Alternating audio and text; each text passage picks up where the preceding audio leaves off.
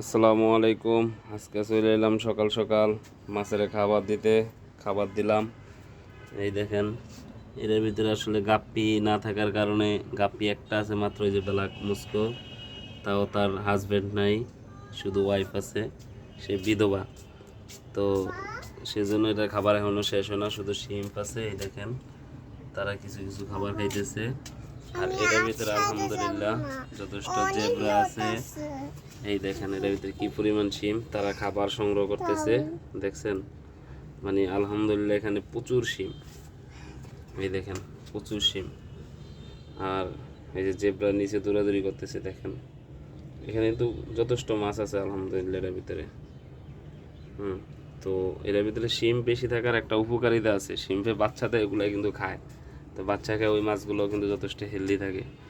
আর আমার দুঃখের বিষয় মনে করেন, এই কালারফুল যে গাপ্পিগুলা, এগুলা যেটা লেজ ভালো কালার আসে, ওই গাপ্পিগুলাই আমি দেখি কদিন পরে নাই হয়ে যেতে। কীভাবে নাই হয় আমি নিজেও জানি না, কারণ আমার এখানে কিন্তু পাকিয়ে কিন্তু তেমন একটা মাছের সমস্যা করে না, তারপরও আমার মাছ নাই হয়ে যায়।